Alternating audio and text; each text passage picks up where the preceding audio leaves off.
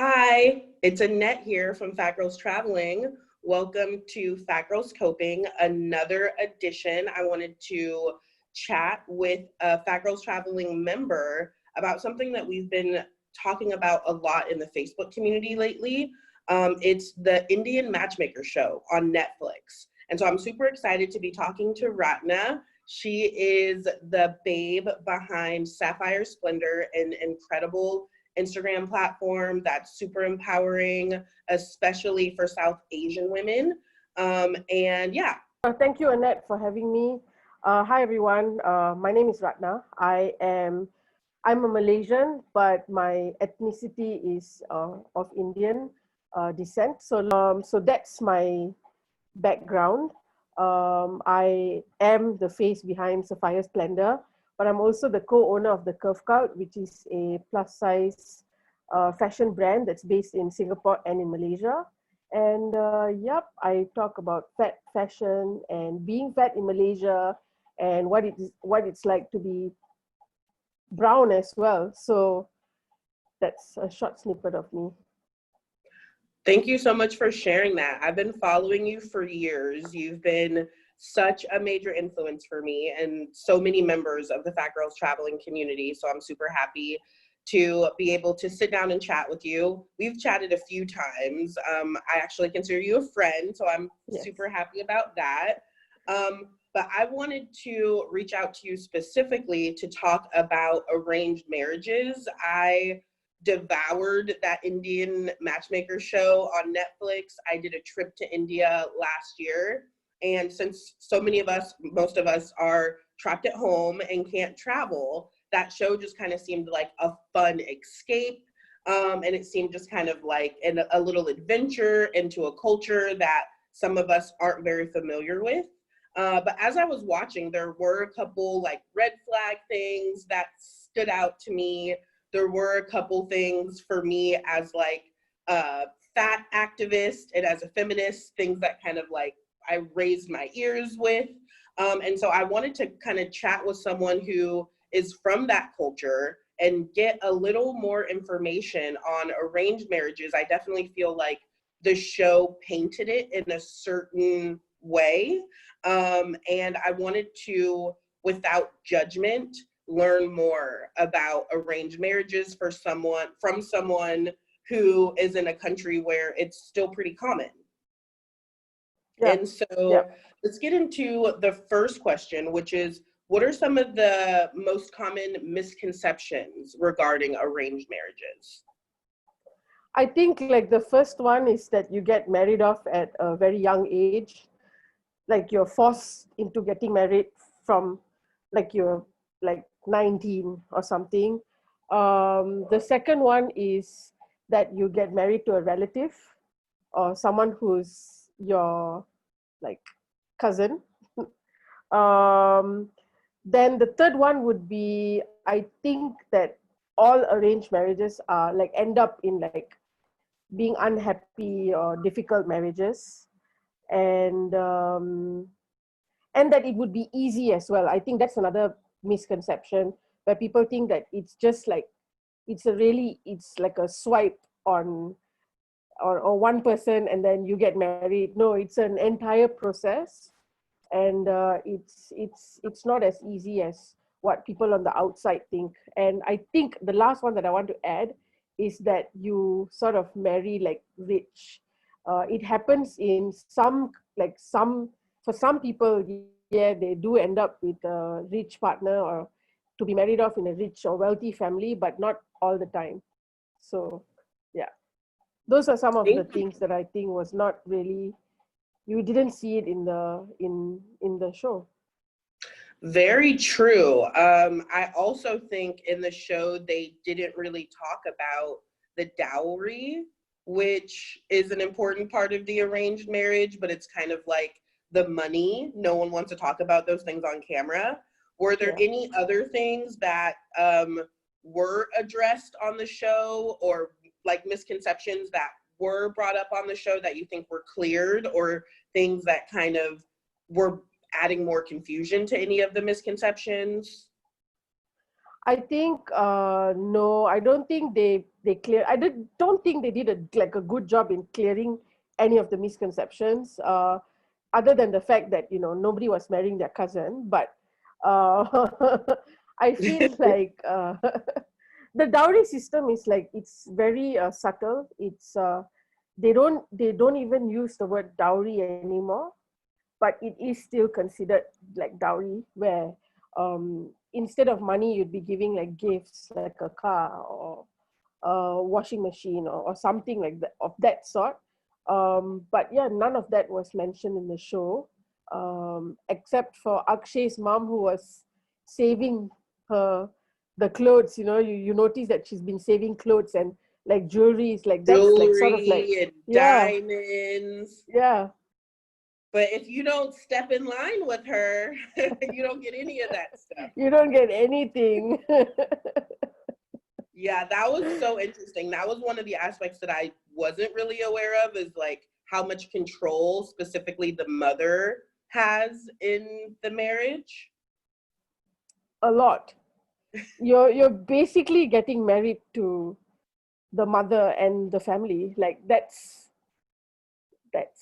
what it's about, and that's why that's how they get. That's the whole purpose of being married in that way, because it's two families joining together instead of two people joining together, or at least that's what I think. Yeah. You're like, that's what they tell me. Who knows? I'm single out Yeah. here. Exactly. So what did you think of the show? What did you think of the Indian Matchmaker show? Like being the person that I am, and the rebel that I am, everything in me did not want to watch the show. I'd seen it like pop up in my like Netflix, whatever, when I scroll, Like and I'm like, you? Yeah. yeah, I'm like, nah, I'm not gonna watch this. It must be so lame. It's definitely like cringeworthy. And then you talked about it, and you're like, hey, like, have you watched this? Like, but we can talk about these things, right? And I'm like, okay, let me go and see. Let me see what Seema is all about, right? Let me see what she's bringing to the table, and if there's anything at all that I can sort of suddenly have my faith be renewed in the Indian like culture, or the system, or not really culture, but in the value system. And I Mm-hmm. feel like I was taken back like about 40, 50 years, because it feels like everything that we hear about, like here, um, like the things that people say, like all these archaic beliefs and very patriarchal things that people still believe in, it was in the show. So it felt like I was just having a conversation with my 70-year-old uncle, like, or my grandfather or something, who still believed in these really old ideas. So um, I felt a little bit sad, because I liked some characters in the show. Like, I loved Vyasar. Like, I really felt like, if anyone, I wish that he finds someone that would be like a match to him or something. And I was really happy that they had shown someone who was like plus size as well. Um, yeah. But at the same time, you just feel like, will this ever change? Will this ever change? Will people ever change? And I don't know. I guess maybe it takes a very long time for people to actually change. Definitely. Yeah. Yeah, for me, it was like when I went to India, I learned so much more about arranged marriages and how common it still is, and was able to sit with, I went on like a local cooking tour where you went into the home of a local person and cooked food with them. And then she also like brought out her wedding album and showed it to us and like explained all these different things. And it was really exciting. You know what I mean? Like it was, I wanted to learn so much. And it also just made me more aware of, like I keep saying, how common arranged marriages are. Do you Yeah. think they're still very popular and kind of as common as they always have been? Or do you think they're kind of dwindling in popularity as people become more rebellious and want to kind of shake things up traditionally? I feel like there are two schools of thoughts. Like in people, right? There's one group of people who still like hang on to these very traditional values and ideas, and then we have another group of people who sort of like just like don't care about any of these things. And those people in the traditional group, I feel like they still want their children to be married, or even if they themselves are the person involved, they would want to be like match made. Like I feel like, but I think among the young people, I don't think a lot of people want to be married this way. The people that I know who have got married like through arranged marriage, like they are like older than me or they are about my age, but I don't know anyone who's younger and has been married through matchmaking.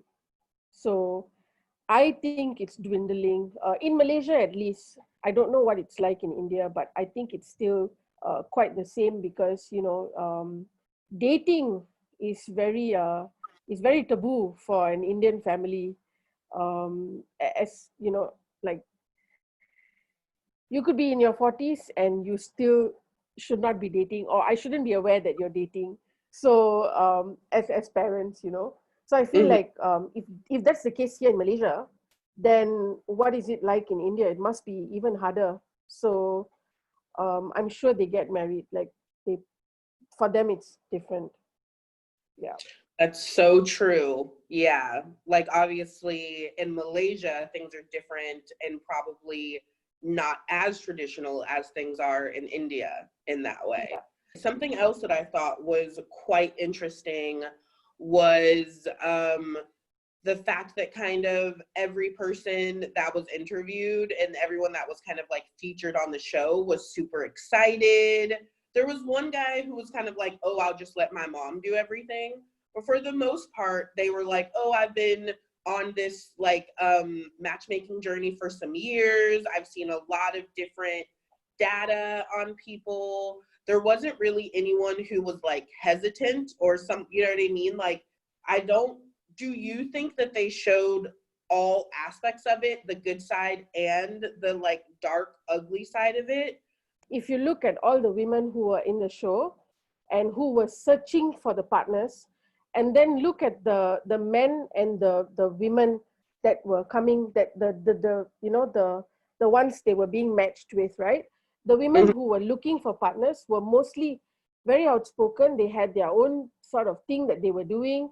They came from like privilege, right? They had education and they were able to state what they wanted. And of course, like, when you state what you want, you're viewed as like being too picky or whatever. That's like a different story altogether. But like, look at the difference between that and the women who came for the guys. They were mostly like not as outspoken. They weren't very like, I would say they were quite shy, and they were like timid about like chatting with these guys, and it almost felt like as if they didn't really have a say in what they were doing. Like, they didn't show us that part, of course, but not all the women who go for arranged marriages are the women that we see in the show. A lot of girls are probably less educated, or they are much younger, or they probably come from less privilege, and they have to just listen to what their parents tell them to do. And that's the reality for a lot of people. And it's definitely not going to be shown, because you're showing the reality behind what happens in some arranged marriages. I know stories of when, even though it wasn't forced, it was more um, like when women here, they reach a certain age, they feel like they have to get married, right? But they're like, the first match they get, they're like, okay, I'm just going to marry this guy because he has a job or he seems stable or whatever. And then throughout the marriage, or they're like miserable, and it ends up like in a divorce or a separation, or whatever, and not everybody is as lucky as somebody who has that education or just that knowledge that, hey, I can make a choice that is autonomous, you know. So yeah. Yeah, that's a great point, because I do remember one of the moms saying like, oh, she needs to be over 5'3" and slim and pale and educated and speak English, but not too well, and Yeah. educated, but not too educated. And then when her son met the woman, she was like, oh, I have a job and this and that. And he was like turned off by that, the fact that she kind of like had a job and had a voice. And so it was really interesting that like they wanted this woman that was like educated but not educated enough, well spoken but not too well spoken. They wanted her to be, you know, just submissive enough to submit to like committing to the family, but you know, strong enough to be like a good wife and mother and all of those things. So Yeah, and even like to get a job, maybe, you know, like you need to have enough education to sort of support the family financially, and to also show to other people that, hey, like my wife, my son's wife is like educated, but you know, like she can bring in the money if needed, you know, but she's not a doctor or something like that, you know, because she cannot be smarter than the guy, obviously, like that's not going to work, right? So yeah. yeah, those are some great points. So the next question I want to ask is, how is the LGBT community like included or excluded from this matchmaking process? Is that even an option? Do you know of any gay or lesbian couples that are in arranged marriages? No, because it's illegal in Malaysia to be married to the same sex.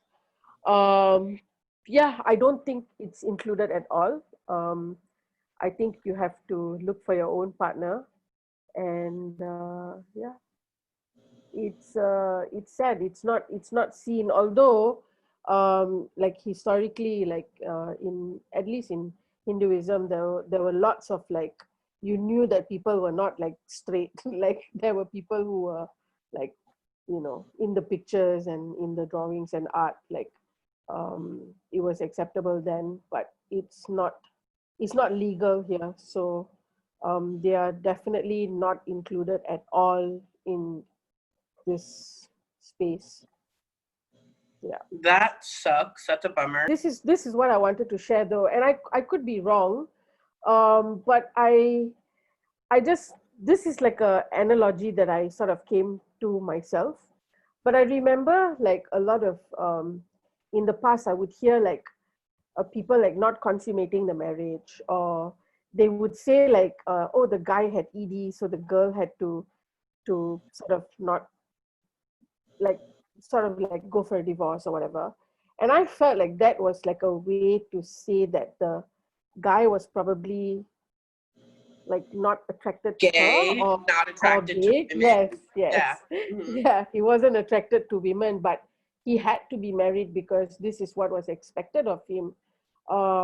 So I feel like there were probably a lot of marriages like that in the past.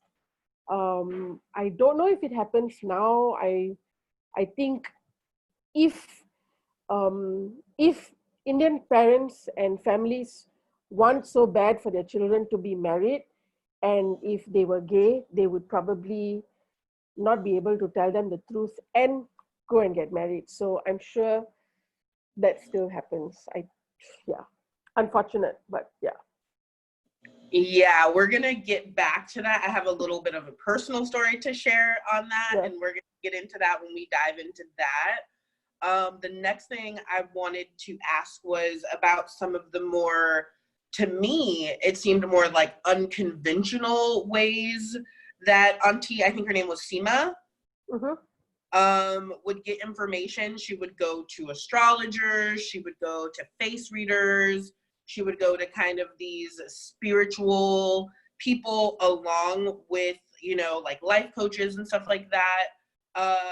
But one thing that I didn't really feel was that it was like inclusive religiously. Like I didn't see anything about like Muslim people. I know that the community that she helps with arranged marriages religiously is very diverse, but it seemed like she was only focusing on like one or two religious sects.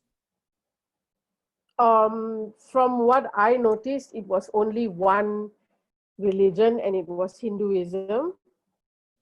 There was like no other form of religion showed there, and it seemed like as if everyone's biodata that she had was like Hindu, and it's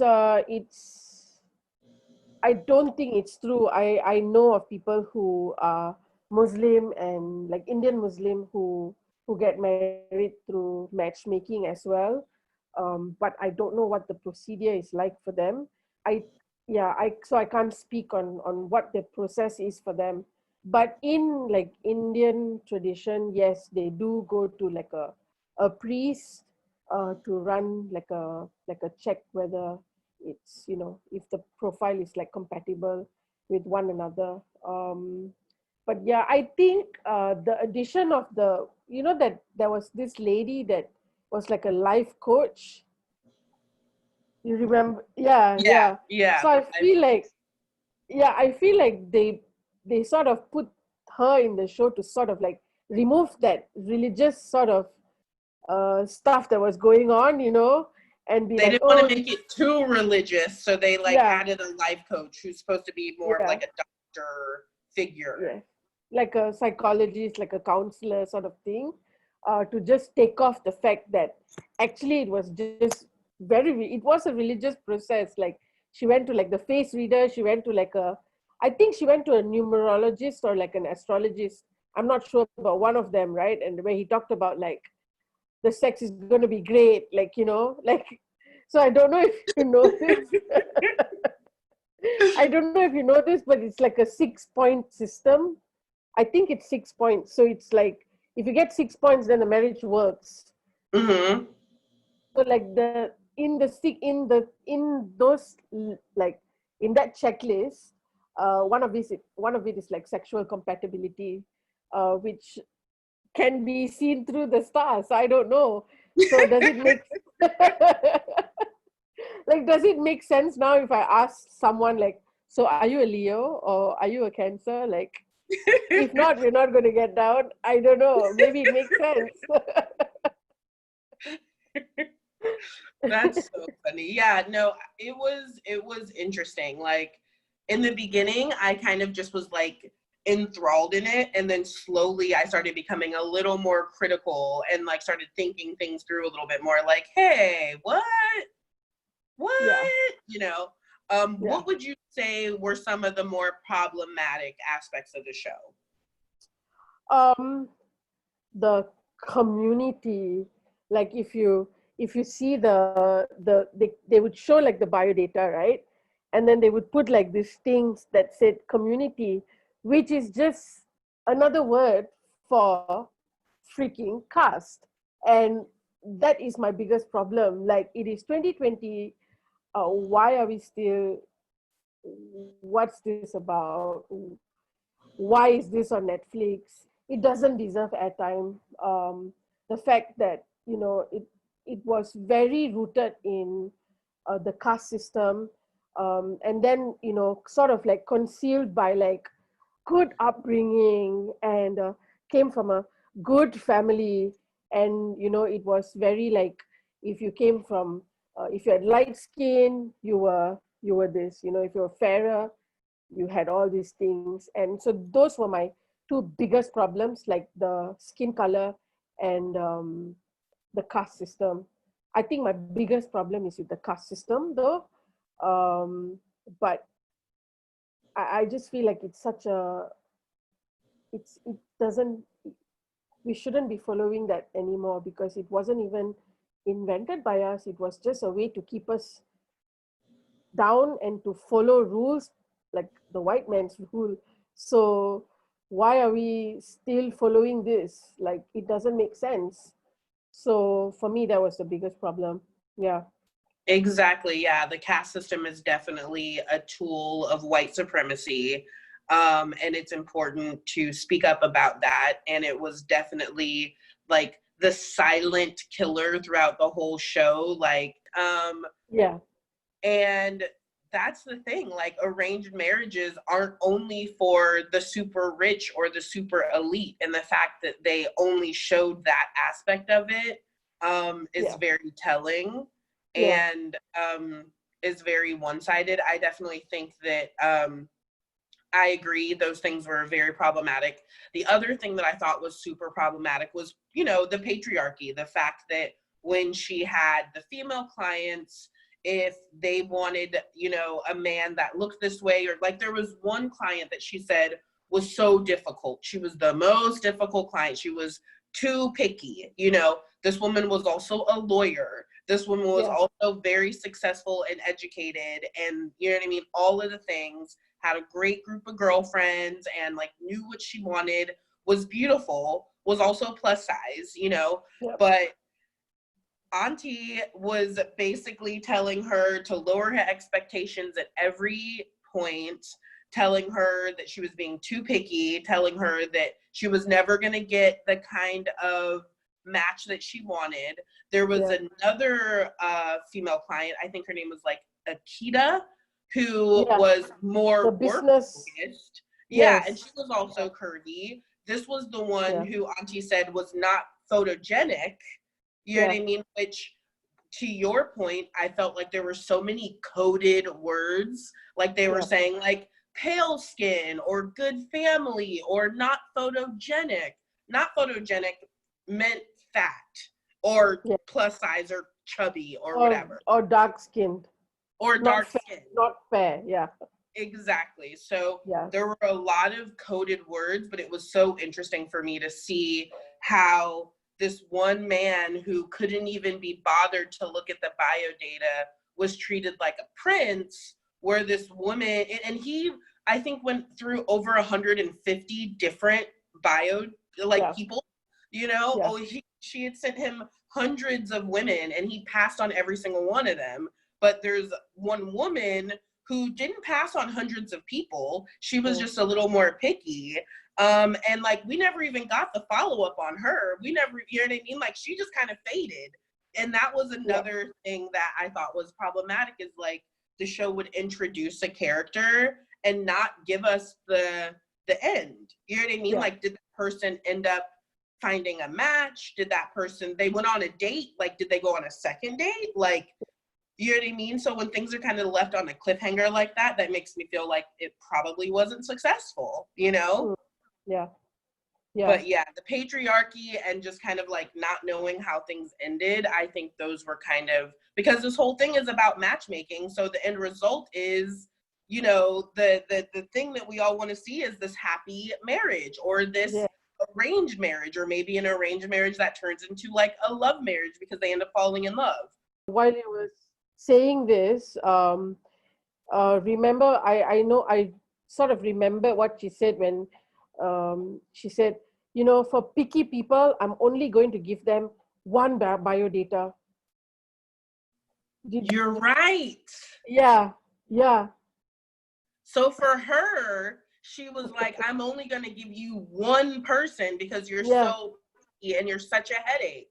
But for the guy who had the really controlling mother, who was like, oh, you're giving me heart issues because you haven't picked a date. I'm gonna die because you haven't settled on a wife.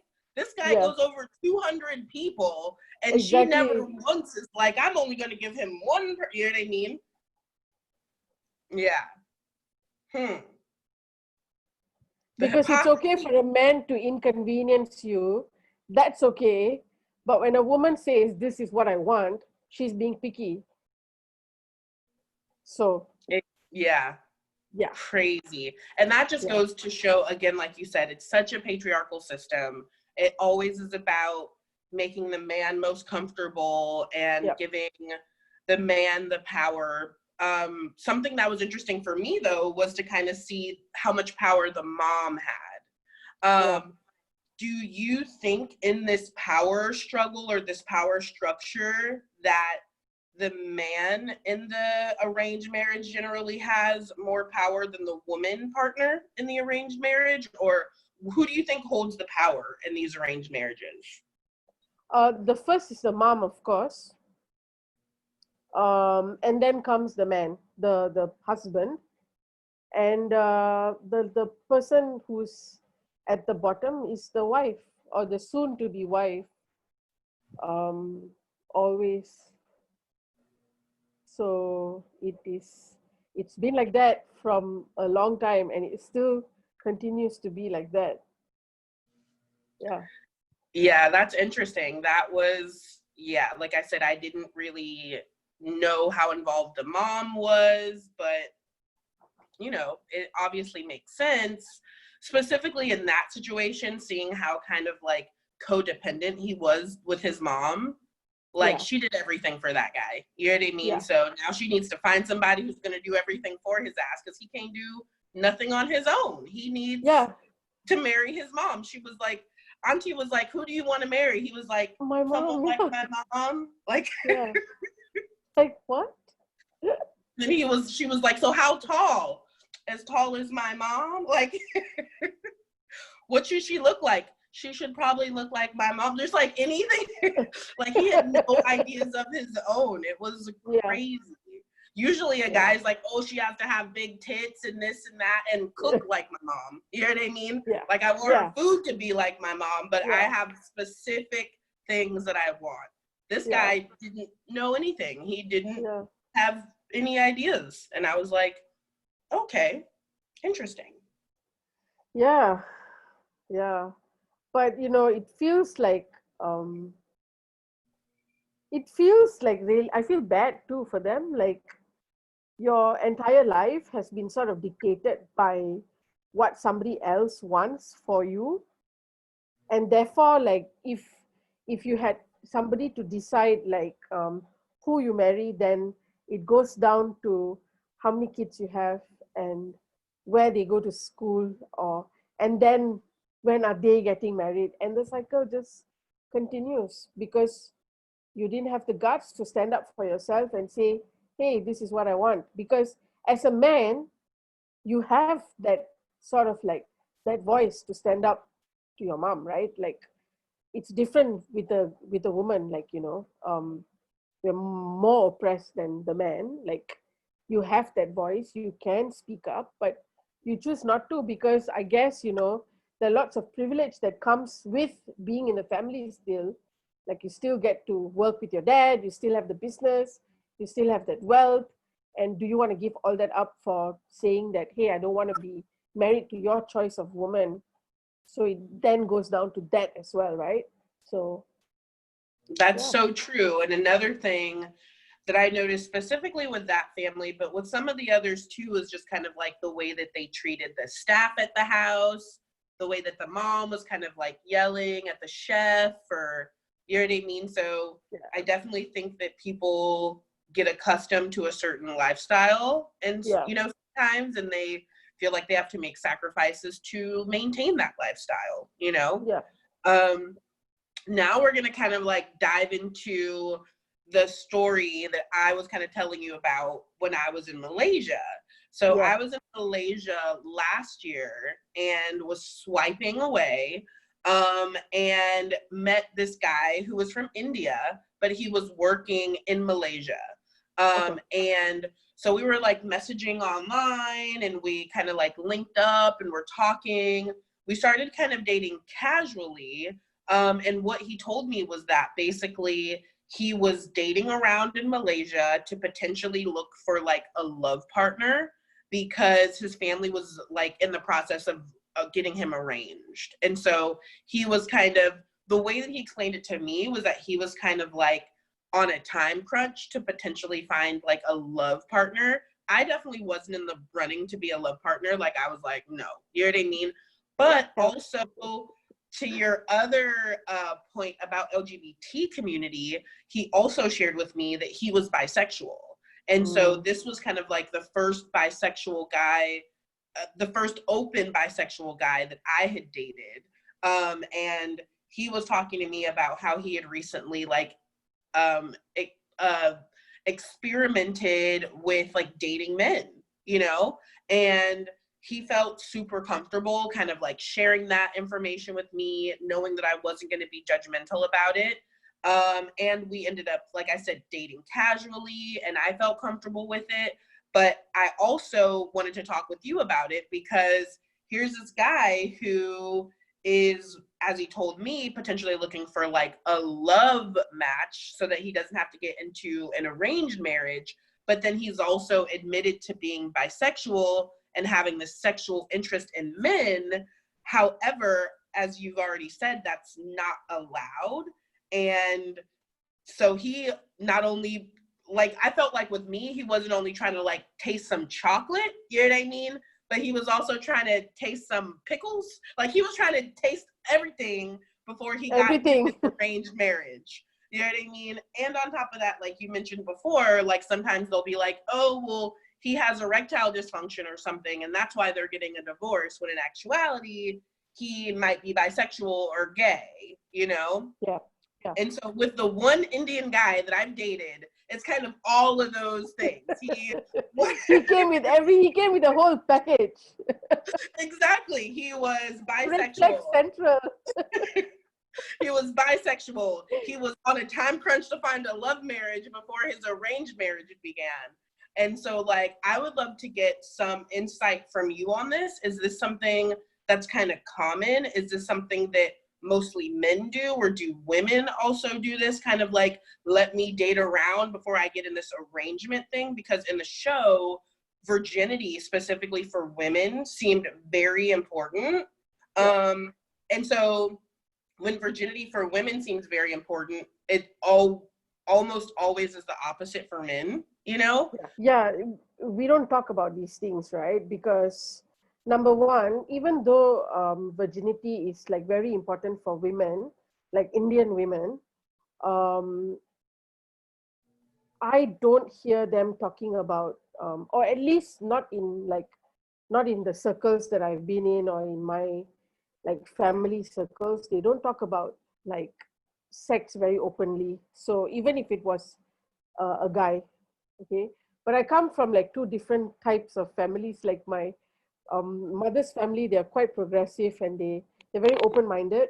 My father's family is a bit more traditional, and they don't talk about these things at all. It's really sad that somebody like has to sort of um, do all these things like before getting married.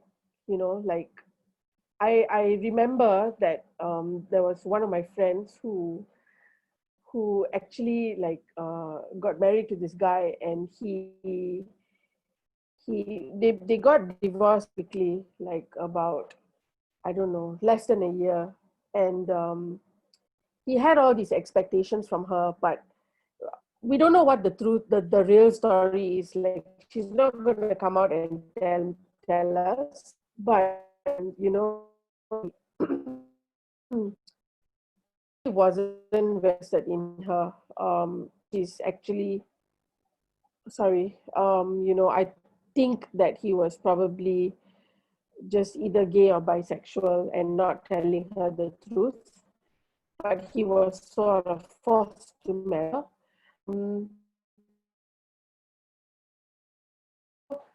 I've heard of, okay, experience. I went out with this who, are you still, okay, it's a connection. Okay, you're there. Sorry, my connection went off. Okay.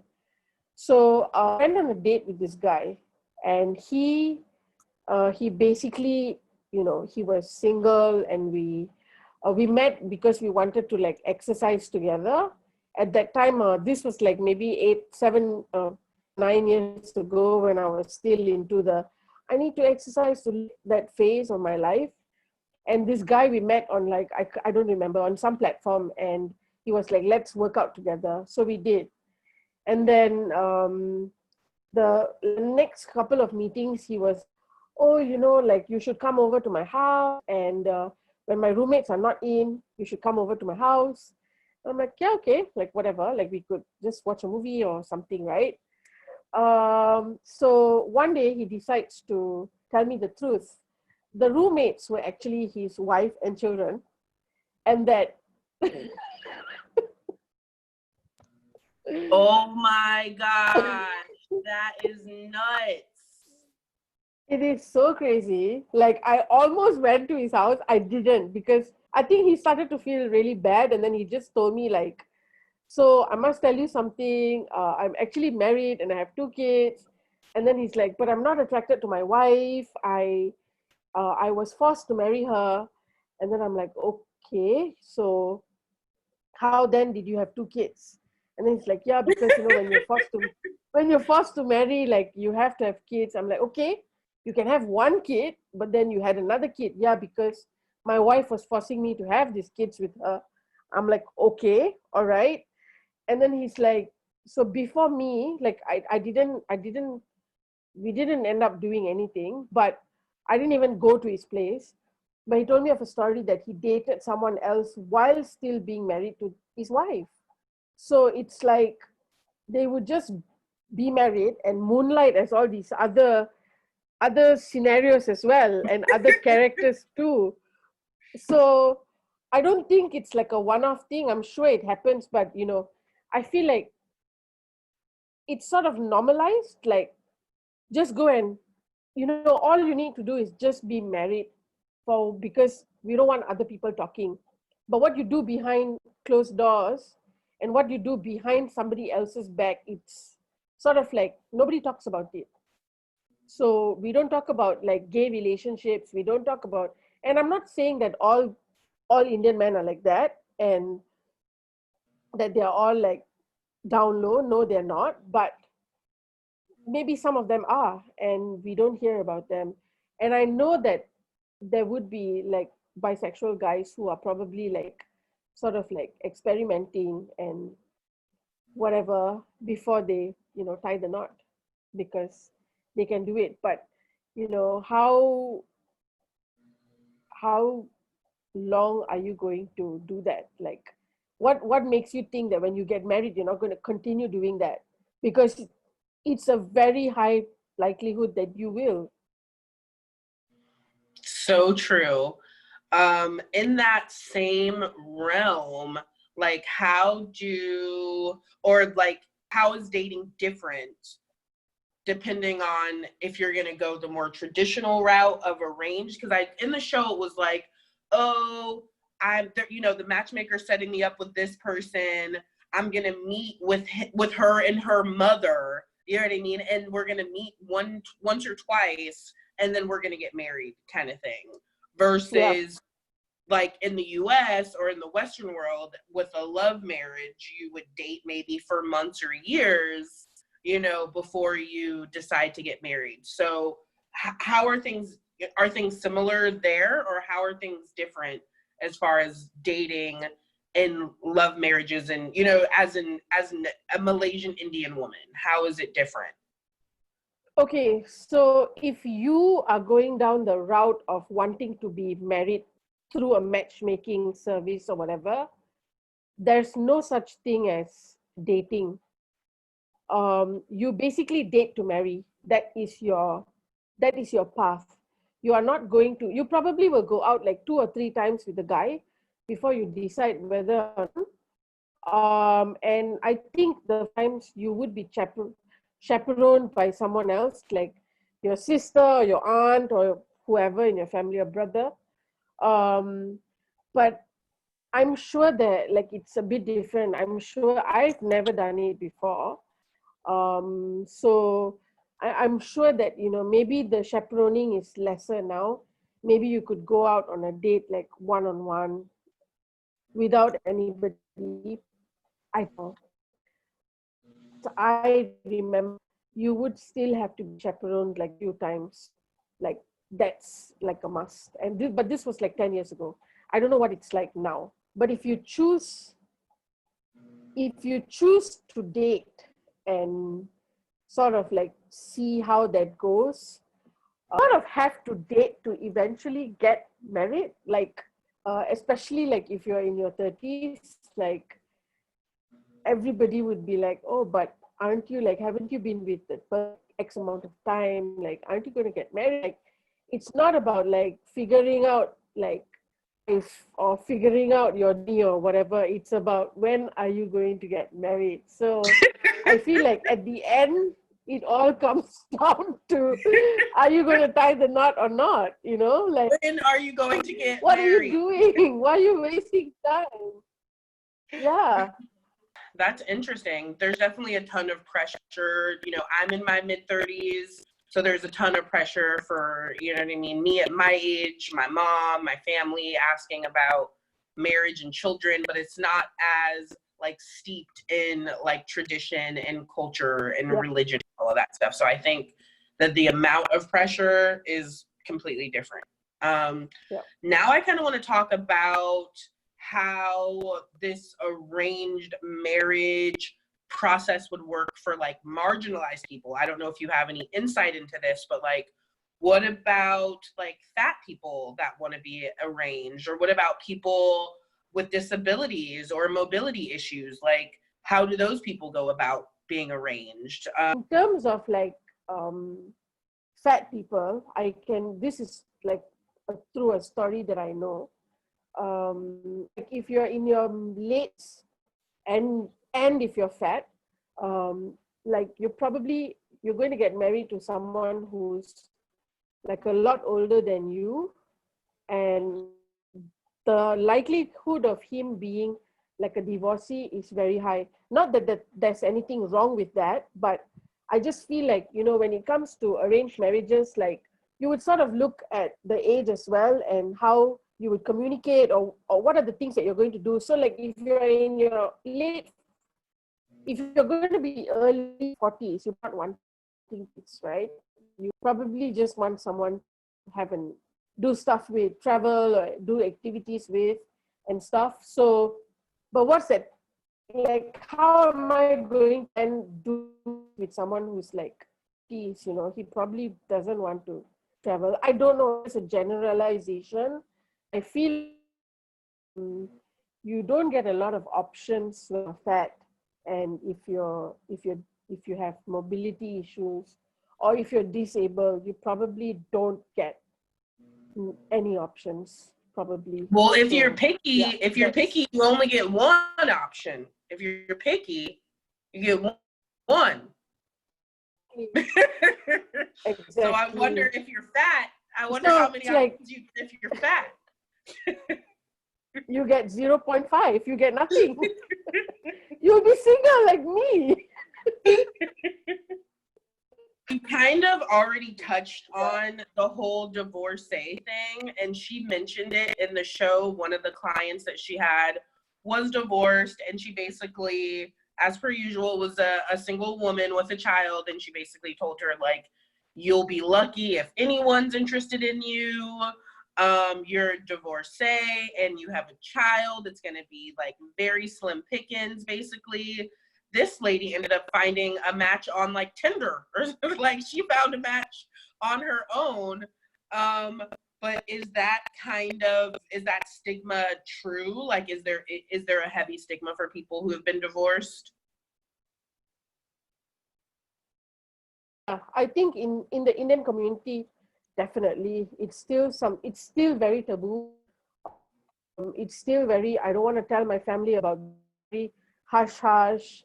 A lot of people just stick through marriages for as long as they can, just so that they don't go through the process of divorce or separation. But in the event that they do, they are stigmatized. I think that it also depends like how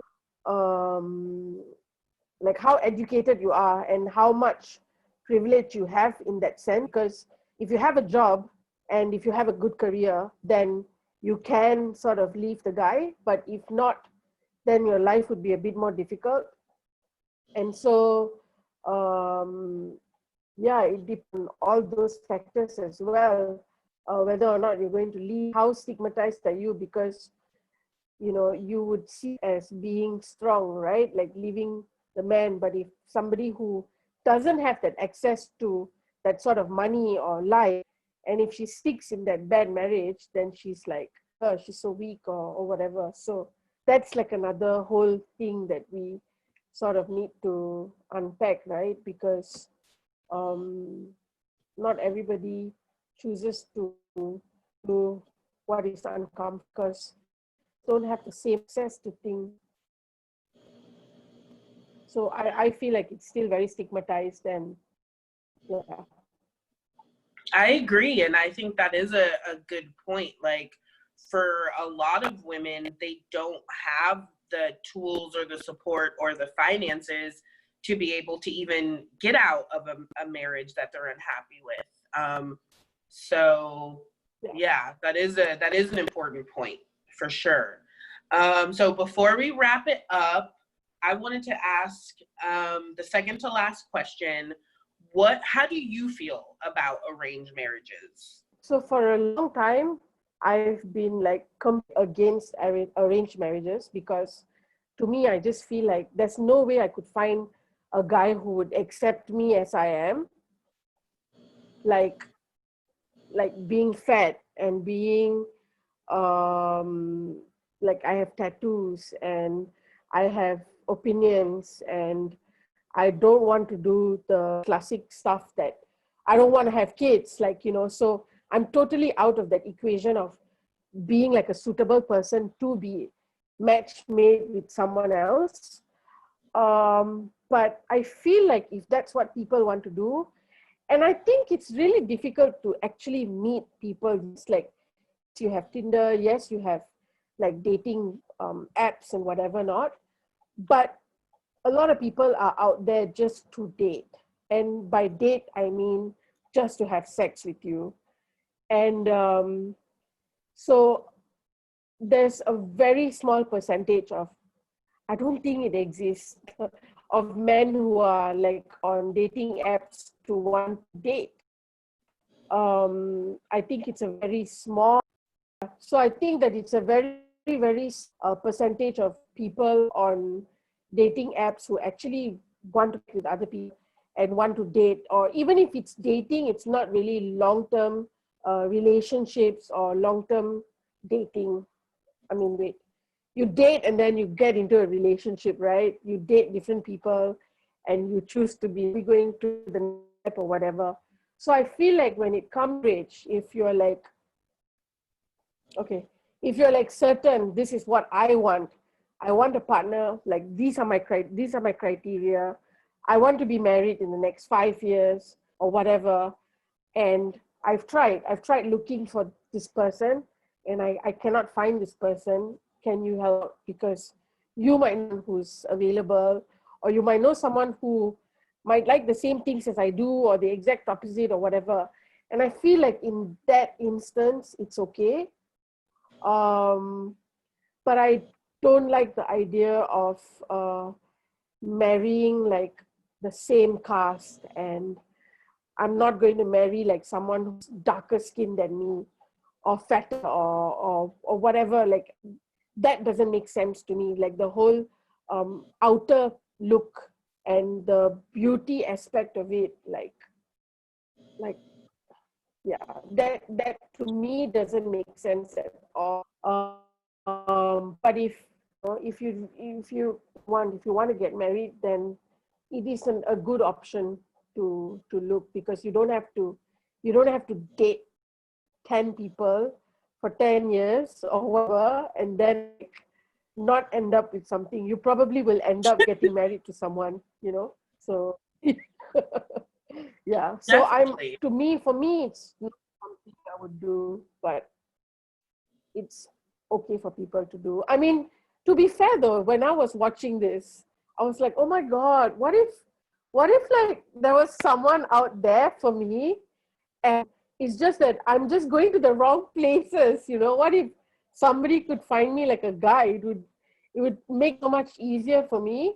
But I'm like, there's no way in hell there would be a guy like, okay, I'm okay with the fat, I'm okay if she's like this, I'm okay if she drinks or smokes or whatever. Like there's no way I could.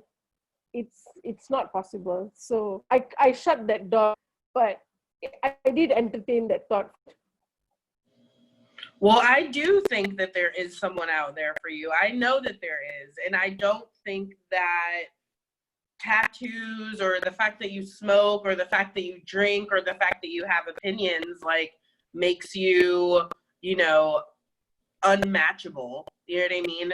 It might be difficult in a place like Singapore or Malaysia to find someone who is open-minded enough to, you know what I mean? Because like it's hard in patriarchal societies to find, you know, a liberated man who is open-minded and a feminist, you know? But I definitely personally don't see myself settling down with anyone who's not a feminist because, you know what I mean, that's so important to the way that I move through the world.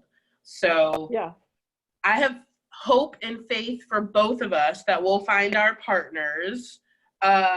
It might have to be some like it might have to be some like arranged marriage 2.0 or some shit where it's not based on caste system or, like you said, the superficial stuff. But do you think that, you know, I'm not sure how long arranged marriages have been happening. I'm sure hundreds and hundreds of years. Do you think that it will survive in the same way for the next few hundred years? Or do you think that it will change and adapt with the way, you know, that people are looking and accepting love these days? I'd like to say the second one, but in reality, we know change takes a lot of time and a lot of openness and willingness for change to happen. And unfortunately, there's a very small percentage of people who want that change to happen. So I feel like it's going to take us a very long time to get to that place. But you know, I also know that I'm not the only one who thinks this way. Like I'm sure there are lots of other women who think like me, and men too. And if that's the case, then we are already in like one step towards getting there, but it will take a lot of time. I agree. Well, I am so happy that we were able to have this conversation. I hope that it inspired our audience to learn more about arranged marriages, the caste system, marginalized people, just kind of any of the topics that we talked about here briefly. If anything sparked your interest, obviously do some research on your own, learn more. As per usual, these are our opinions on these things. You might find other people with different opinions, but with Fat Girls Coping, my goal is to check in with my community, to pick their brains on specific things in media, you know, hot topics. And I definitely think that Indian Matchmaker, you know, was a nice bit of escapism, but is an opportunity for us all to think a little more critically, especially at the content that we are consuming just willingly. Yeah, I don't know if there's anything else you want to say to the audience, but I would love for you to give your platform and handles and all that stuff, if nothing else. Yeah, sure. You know, I think also like it's very important for us to look at like how romanticized like this show was. It really just showed us like the nice glamorous part of matchmaking, and how, you know, and very privileged point of stories. So we have to just remember that there's always another side where there are people who have absolutely no voice and still being married off at, I don't know, 21 and 20, and not having any sort of education even to say no to that. So that's like something that I just want to remind people to do and to remember. But yep, follow me on Sapphire Splendor. It's Sapphire and Splendor together. You'll see me. And I had a really good time talking to you. And I'm very glad that you started off saying that you considered me as a friend, because that's how I consider you too. So thank you for your time and including me in this.